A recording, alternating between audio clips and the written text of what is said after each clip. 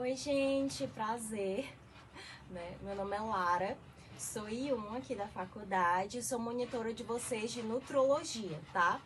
O que acontece? Eu programei uma monitoria um pouco diferente, porque a maioria das monitorias são por slides e eu não acredito nesse tipo de método. Eu acho que vocês estão assistindo a monitoria e depois vão fazer alguma coisa no celular, ou então durante a monitoria estão fazendo uma coisa no celular.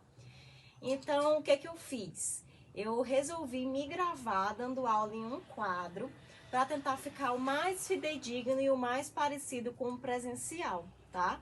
Eu espero que vocês aproveitem. A prova é quarta-feira, certo? Mas fiquem tranquilos, vai ser super justa. E dica, tem muitas questões da prova que estão aqui, só em nutrição enteral e parenteral, tá? É um tema de extrema importância, porque eu tenho certeza que o professor falou durante a aula que quem prescreve a dieta do paciente é o médico. E é o primeiro item da prescrição, gente. É o primeiro item da prescrição. Se é para ser uma dieta zero, dieta branda, dieta líquida, dieta completa. E ele pede para dizer se é uma dieta completa para diabéticos, dieta completa para renal crônico, dieta completa ou dieta branda, enfim, certo? Então isso é uma coisa que é para ser domínio nosso. A gente tem que saber dizer quando dá uma dieta oral e tem que saber reconhecer quando o paciente não está aceitando a dieta via oral.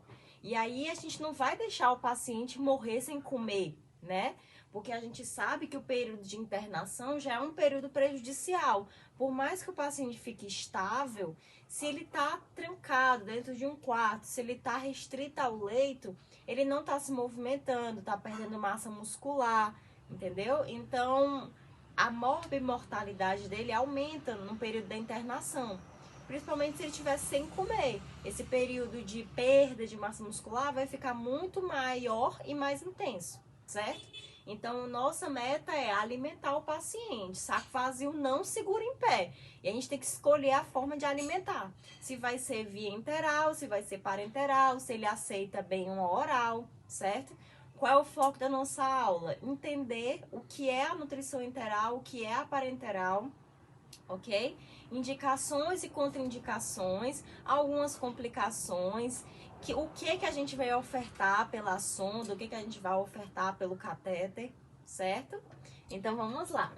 A primeira que eu vou falar hoje é pela tendência de mais fisiológico, né? O ideal, o super fisiológico seria o oral, que a pessoa comeu o alimento, chega até o estômago, digere, vai para o intestino, absorve, vai para a corrente sanguínea, enfim, né? Depois disso, não deu oral de jeito nenhum, a gente vai tentar uma nutrição mais fisiológica depois da oral, que seria a nutrição enteral. O que é assim, né? O que é o conceito de nutrição enteral? É quando o paciente não consegue ingerir nada via oral, mas ele tem um trato gastrointestinal funcionante. Então, o estômago dele está funcionando, o intestino está absorvendo bem. O que está acontecendo aí que ele não consegue comer oral? Será que é um tumor que ele tem na região do pescoço que está obstruindo o esôfago, certo? Ou alguma coisa no esôfago que impede passar o alimento? É mais uma obstrução mecânica, ok? Então, a gente vai entender o que está fazendo esse paciente não se alimentar via oral, para entender se ele aceitaria bem uma enteral, certo? Então, via oral não possível, via oral X, tá? Com TGI funcionante e estável hemodinamicamente. E a gente vai dar uma nutrição enteral para via oral não dá certo, mas TGI funcionante, mais estável hemodinamicamente, tá certo? Essa é a principal indicação. A segunda indicação é o paciente não está conseguindo comer e a gente não tem perspectiva que ele consiga comer nos próximos 3 dias. Imagina aí vocês sem comer por 3 dias, gente, a perda é enorme. Então, se a gente vê que o paciente não está conseguindo comer e a gente espera, a gente acredita que ele não vai conseguir se alimentar nos próximos 3 dias, a gente vai optar a passar uma sonda nele, tá certo? Já já a gente vai entender quais são as vias e administrações da sonda, tá? Então, próxima indicação. Né? O ao vivo tem disso, alguns barulhos na rua. Mas enfim, ao vivo assim, né? Gravado. Mas enfim, 3 dias sem comer, não tô conseguindo comer, nutrição enteral. Próximo, indicação médica. Eu já conversei com vocês que a nutrição enteral é uma indicação médica. Certo? Então eu vi que o paciente não está conseguindo comer e que ele não vai ficar tão bom cedo, entendeu? 3 dias depois ele ainda tá mal, passa a sonda, tá? A gente já vai ver o tipo de sonda. Mas vamos supor que o paciente está conseguindo comer, mas ele tem que ingerir 1.600 calorias dia. E ele conseguindo comer sem vomitar, ele tá conseguindo comer 400 calorias dia. Então ele ainda tá faltando receber 1.200 calorias. Eu posso passar uma sonda nele para suprir essa falta que ele não tá conseguindo ingerir via oral. Então essa também é uma indicação médica. Vai muito do bom senso médico.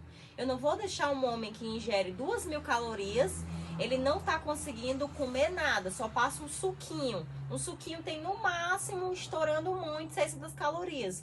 1.400 calorias de débito, assim, a menos do paciente. Passa uma sonda para tentar suprir essas 1.400 calorias via enteral, tá certo? Então, essa é uma outra indicação. Contraindicação. Gente, contraindicação é TGI não funcionante, tá certo?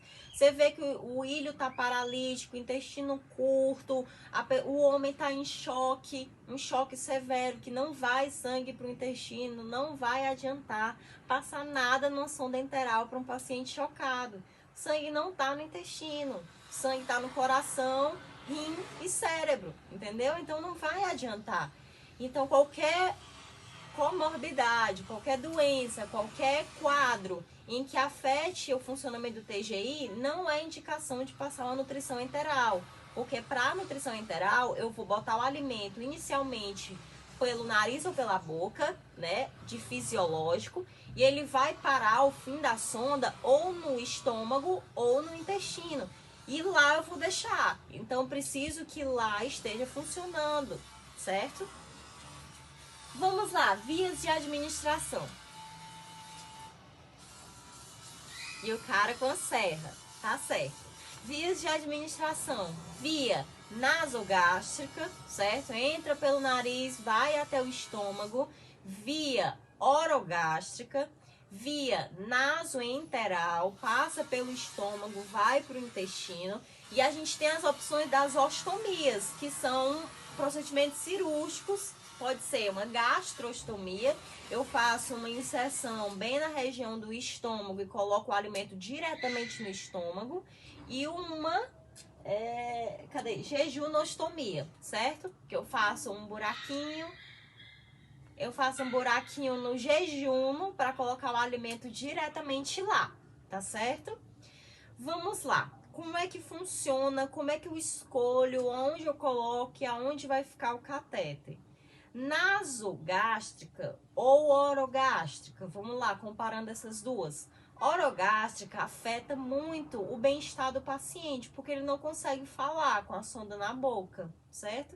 Então, a intenção, o ideal seria, se o paciente está acordado, fazer uma nasogástrica nele, tá? É fácil de passar, a própria técnica passa, ela coloca a sonda no nariz, pede para ele deglutir, e aí a sonda já entra no esôfago e já vai para o fim no estômago. Então é bem fácil, é mais confortável para o paciente, tá? Vamos lá, escolhi que vou passar pelo nariz. Aonde é que vai ficar agora? Vai ficar no estômago ou vai ficar no intestino? Gente, não é porque ele tá sem sonda, não é porque ele tá com sonda, na verdade, que ele não vai vomitar, certo? E a principal complicação de um paciente vomitar é a broncoaspiração, certo? E uma pneumonia por broncoaspiração. A gente não quer isso. Então, o que a gente vai escolher? A gente vai ver o quadro clínico do paciente. O paciente está vomitando muito? Então, se ele está vomitando muito, eu não vou colocar um alimento diretamente no estômago, principalmente se ele tiver uma motilidade lenta, se ele tiver gastroparesia. Eu não vou escolher colocar um alimento diretamente no estômago. Eu vou preferir colocar uma nasoenteral, tá? Eu vou colocar diretamente no intestino, certo? E é muito importante que a gente escolha essa via de administração, porque ela vai dizer pra gente o que a gente vai dar para o paciente.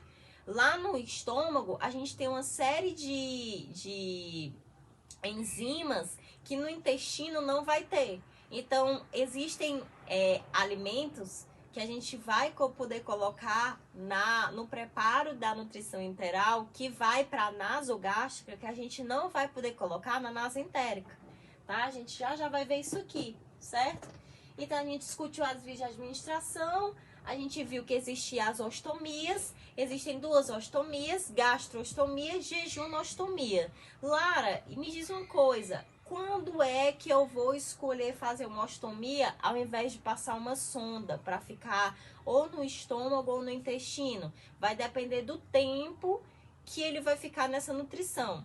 Se a minha perspectiva é que o paciente fique em nutrição enteral por menos de 6 semanas, eu vou passar uma sonda. Agora, se eu acho que ele vai ficar nesse tipo de nutrição por mais de 6 semanas, eu faço uma ostomia, certo? E eu vou fazer uma gastrostomia ou uma jejunostomia? Aí vai depender do quadro clínico do paciente, certo? Se ele tá vomitando, eu vou colocar uma comida diretamente no estômago. Se ele tá super vomitando, não vou colocar, vou preferir uma jejunostomia, tá certo? Vamos lá, métodos de administração da nutrição. Existem 3 métodos, que é o método bolos, gravidade e BIC, que é bomba de infusão contínua, tá certo? Como é o bolos? Bolos é realmente bolos, tá? Eu pego a nutrição na seringa, conecto na sonda e injeto tudo de uma vez, tá? Gravidade é o melhor deles, assim, no mundo fisiológico, né? No mundo ideal, que é o fisiológico, a gravidade é o melhor. Porque eu pego a bolsinha de nutrição enteral, coloco naquele bichinho, tá? Naquele bichinho comprido. E vou abrindo o comprimento, a circunferência que eu quero, de acordo com a velocidade que eu quero que passe a nutrição, tá? E eu consigo deixar o pacotinho para esvaziar no tempo que eu quero, certo? Se eu quiser abrir rápido para ele esvaziar em 15 minutos, eu posso. Se eu quiser abrir rápido, para abrir mais lento para ele esvaziar em 3 horas, eu posso. Então, esse método da gravidade é como se fosse realmente uma refeição. Eu quero dar uma bolsa para ele no café da manhã. Eu coloco uma bolsa lá no tripé, abro na velocidade de 1 hora e aquela bolsa vai esvaziar em 1 hora por gravidade, certo? O tempo de a bolsa esvaziar é pela circunferência do buraco que eu vou deixar via manual, certo? Se eu quiser esvaziar em 15 minutos, ligeiro, eu consigo esvaziar em 15 minutos ligeiro, ok? Então, ela é bem mais fisiológica.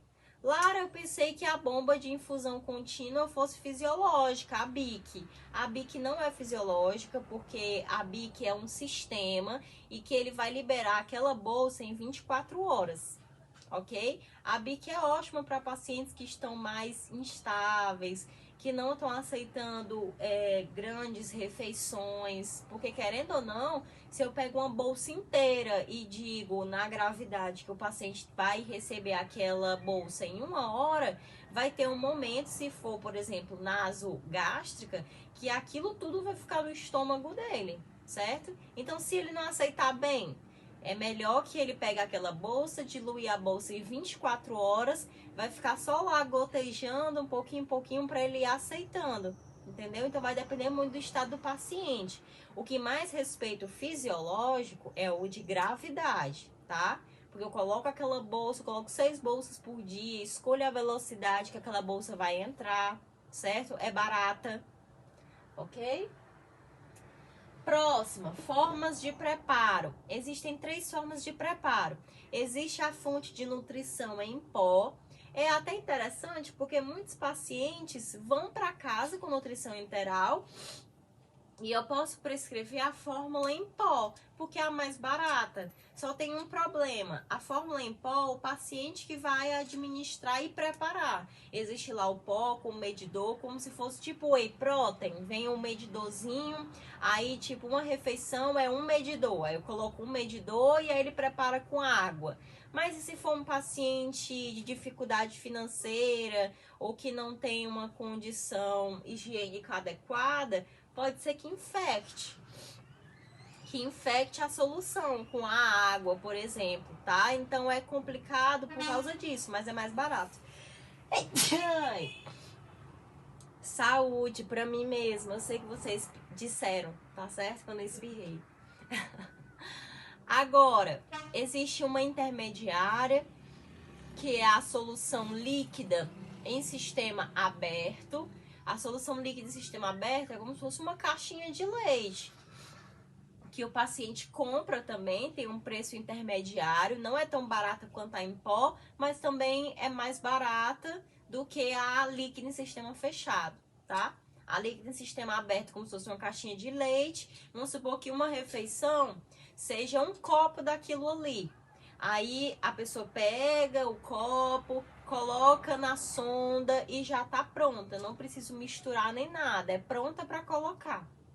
E a líquida em sistema fechado, que o paciente não manipula, já compra ela numa vasilhame, na porçãozinha, vasilhame não, no saquinho, toda preparada, ela não tá infectada. A gente pede muito em hospital essa daí. A gente já conecta esse pacote da líquida em sistema fechado no equipo que vai para a sonda, certo? Então, ela é bem mais segura, mas ela é bem mais cara, tá certo? Pronto, formas de preparo. E aí, vai depender muito o que vem dentro disso, né? Ah, tem pó, tá líquido em sistema aberto, líquido em sistema fechado, mas existe também as formulações. Elas podem ser poliméricas, oligoméricas ou elementar. O que é a polimérica? É o que tem as moléculas mais grosseiras, né? São as proteínas que ainda vão ter que digerir, é o carboidrato, que é a maltodextrina, são lipídios de cadeia longa e cadeia curta, certo? Então são moléculas que ainda vão ter que ser digeridas pelo corpo. Eu vou preferir as poliméricas se eu fizer, por exemplo, uma nasogástrica, porque lá no estômago ela vai poder digerir a proteína, tá? A oligomérica, como é? A oligomérica, ao invés de ter a proteína grosseira, vai ter o peptídeo, já é um pouco mais quebrado. Já não vou precisar que o estômago tenha esse trabalho, mas eu ainda vou ter a maltodextrina, que é a forma mais grosseira do carboidrato. E não vou ter lipídios de cadeia longa e cadeia curta, já vou ter o mais fácil de absorver. Então, oligomérica é diferente da polimérica porque vai ter algumas formas mais degradadas, mas ainda vou ter a maltodextrina, certo? Que é a forma mais complexa do carboidrato. Logo, vou perguntar para vocês. Se eu escolher uma nasogástrica, eu vou botar uma polimérica. Mas se eu escolher uma nasogástrica, eu vou... Peraí. Se eu escolher uma nasoentérica, eu vou conseguir botar uma polimérica? Não vou preferir uma polimérica, certo? Numa nasoentérica. Porque eu ainda vou ter a proteína grosseira para ser digerida. E é no estômago que tem o HCl, todos os ácidos que digerem melhor as proteínas, ok? Então, se eu tenho uma nasoentérica, eu vou preferir uma oligomérica ou uma elementar, que na elementar tem basicamente só os aminoácidos, é tudo bem trituradinho, pronto para ser absorvido, tá certo? Então, existem esses 3 tipos. E por último, para concluir a nutrição enteral, a gente tem as complicações. Quais são as complicações? Complicações mecânicas.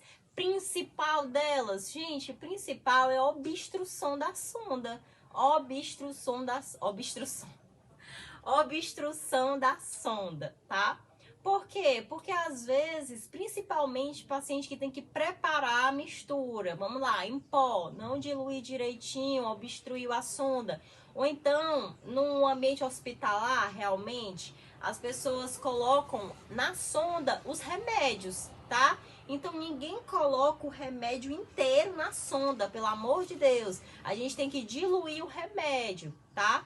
Se você vai colocar um remédio que não tem cápsula, você tem que triturar a cápsula, diluir, triturar a cápsula e colocar na sonda.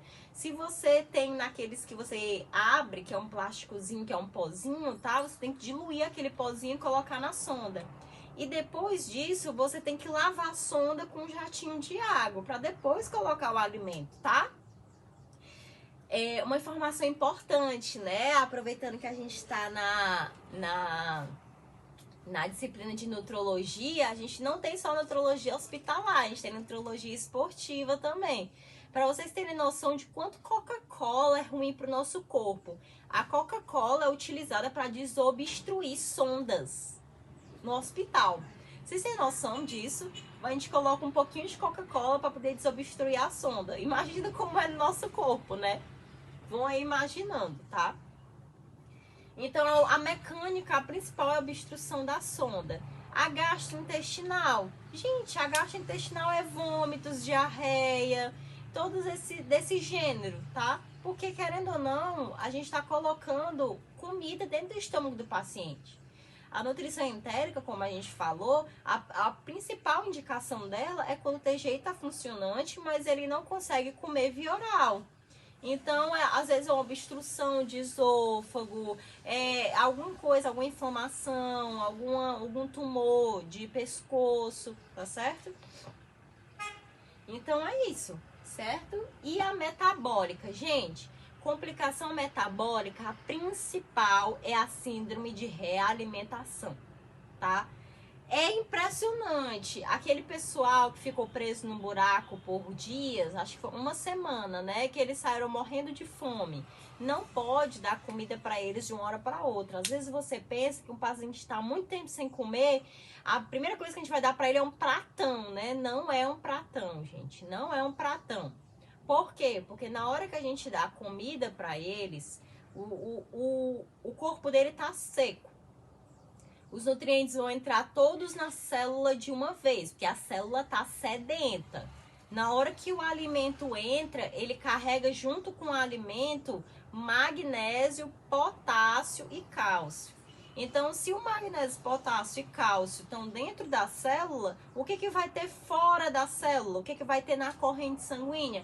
Hipomagnesemia, hipocalemia, hipofosfatemia. Ele vai ter uma parada cardíaca, só porque você alimentou ele muito rápido, certo? Então você tem que ir acostumando o corpo a receber esse alimento. Não tem como dar o alimento de uma vez, senão ele vai ter uma parada na sua frente, só porque ele comeu, certo? Então a principal metabólica é a síndrome de realimentação. Mas existem outras mais leves, tá? Ele pode ter uma hipoglicemia ou uma hiperglicemia, certo? Algumas mais leves. E é isso, gente, nutrição enteral que o médico generalista tem que saber, tá certo? A principal indicação, contraindicação, algumas complicações, aonde eu coloco a sonda, para onde a sonda vai, quando eu preciso saber se eu vou fazer uma ostomia ou se eu realmente posso passar uma sonda, certo? E se, por exemplo, gente, ele não tá com TGI funcionante, Lara, eu estudei o paciente, ele não tá com TGI funcionante, tá?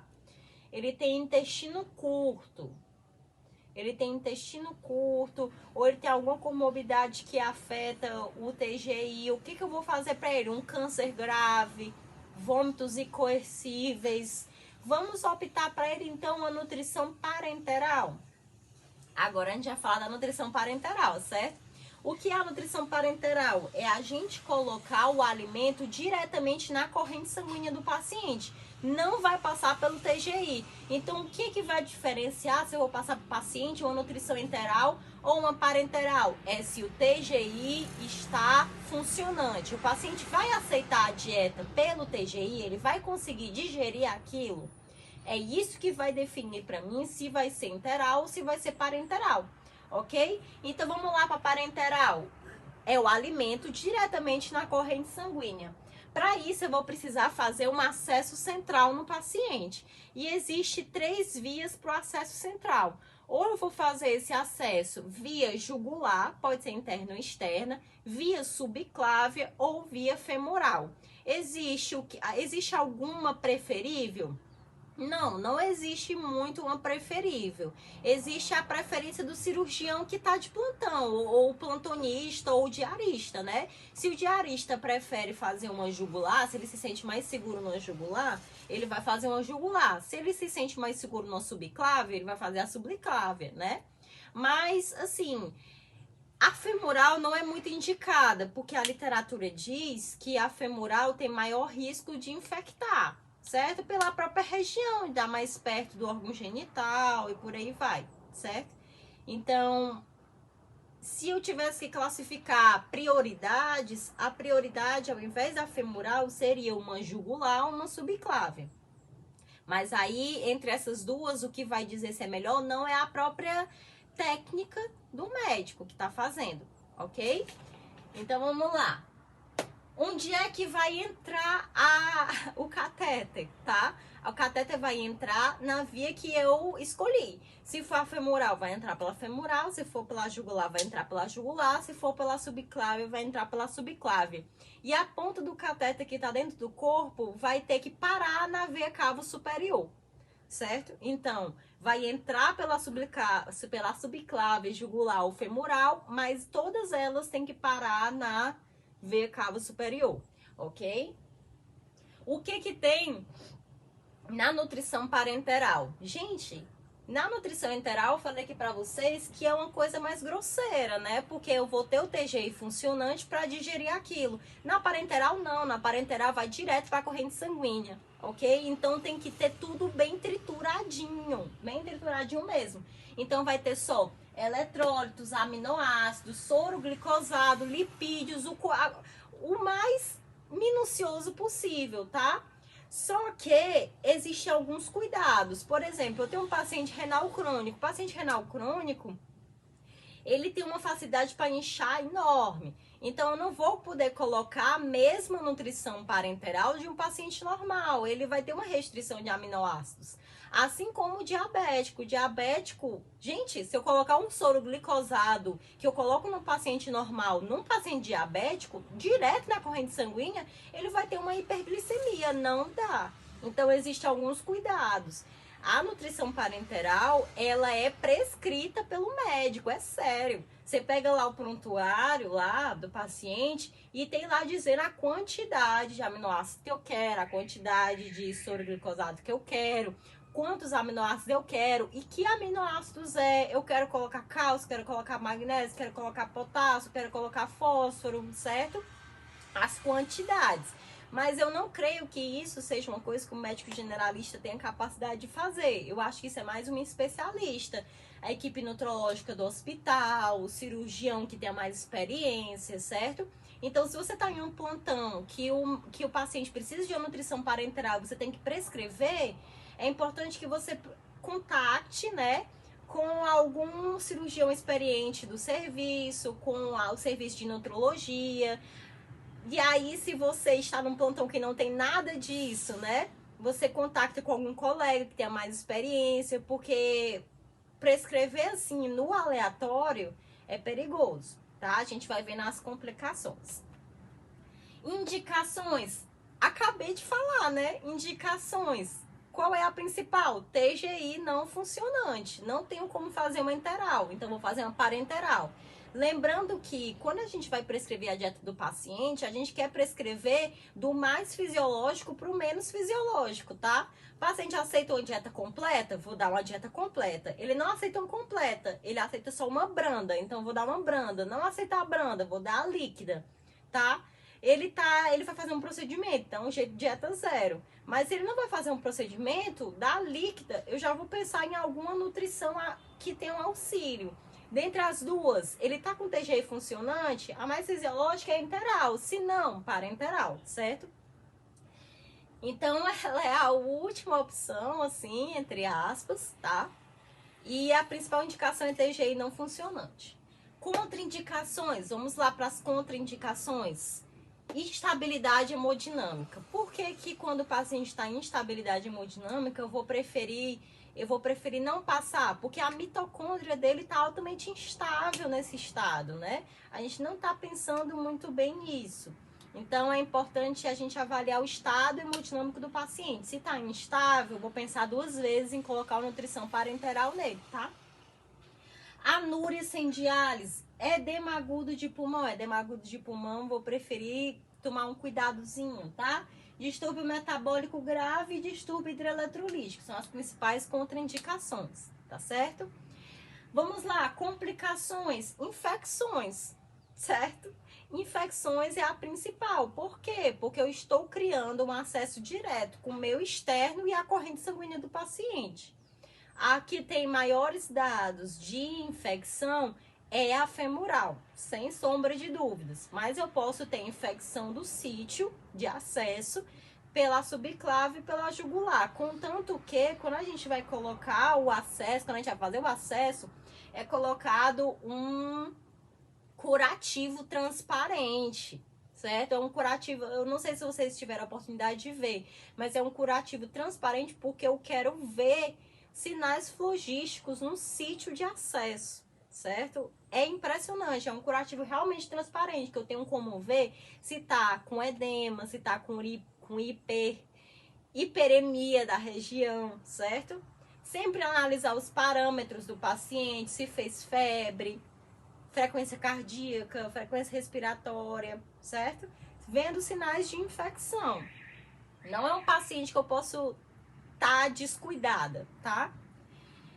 Relacionadas ao catéter, pneumotórax, hemotórax, trombose venosa profunda, flebite. Querendo ou não, eu tô colocando um catéter pelo vaso, né? E assim, eu vou fazer uma nutrição parenteral no paciente, normalmente ele não vai ficar nessa nutrição por um dia, vai ficar por vários dias, então ele pode ter inflamaçãozinha do vaso, uma flebite. Pneumotórax e hemotórax, principalmente se eu fizer um acesso de subclave, por isso que vai depender muito da habilidade médica na hora de fazer o acesso, porque querendo ou não, na subclave pode ser que eu perfure, afete um pouquinho o pulmão, eu posso fazer um pneumotórax ou um hemotórax, que é uma das complicações, certo? E a TVP, principalmente pelo acesso femoral, tá? Metabólica. Metabólica é a mesma praticamente da metabólica da enteral. Síndrome da realimentação também acontece na nutrição parenteral. E hiperglicemia também acontece na parenteral, igual à enteral, tá certo? E a gastrointestinal, as principais complicações são relacionadas ao fígado, tá? Esteatose hepática, essas coisas. Mas existe uma que a gente tem que tomar cuidado, que é a atrofia do TGI. É importantíssimo, que o paciente esteja com... Assim, gente, tudo acontece por algum motivo. A gente tem que seguir a via fisiológica, porque a gente quer que tudo fique funcionando, tá? Se o paciente está fazendo nutrição parenteral por muito tempo, nada tá entrando no TGI dele, nada. O estômago dele não está digerindo, o intestino não está digerindo, e como os nossos músculos, se a gente está malhando todo dia e passa um tempão sem malhar, nosso músculo vai atrofiar. As células do nosso TGI também atrofiam. Então, a principal complicação, assim, que a gente tem que tomar cuidado. Quando um paciente está em nutrição parenteral, eu não vou tirar a nutrição parenteral dele de uma vez e colocar ele na oral. Não vou. Essa retirada tem que ser gradual. E assim, eu tô vendo que o paciente está em nutrição parenteral, se ele tiver uma melhorazinha, eu já vou tentando fazer uma troca gradual para nutrição enteral, certo? Então vamos lá, ele tá numa parenteral, mas eu tô percebendo que ele tá aceitando um pouquinho de dieta via oral, nem que seja um pouquinho, nem que seja beber uma aguinha, eu vou colocar uma aguinha nele, fazer uma transição gradual para evitar essa atrofia do TGI. Mas vamos supor que ele não consiga nada via oral. Realmente, Lara, ele não tá certo via oral de jeito nenhum. Vou fazendo uma transição pro enteral, né? Colocando nem que seja um pouquinho de quantidade no estômago, para evitar essa atrofia. Tá certo? Não é porque ele tá em nutrição parenteral que ele vai ter que receber tudo pela parenteral o tempo inteiro enquanto ele tiver com acesso. Não é, tá certo? A gente pode mesclar as duas. Principalmente porque a enteral é a mais fisiológica. Se ele aceitar direto via oral, ok, maravilhoso, tá certo? E é isso, gente. Espero que vocês tenham entendido. Qualquer dúvida, podem mandar para mim pelo WhatsApp. Boa prova, fiquem tranquilos, tá? E eu espero que vocês tenham gostado, tá certo? Tchau!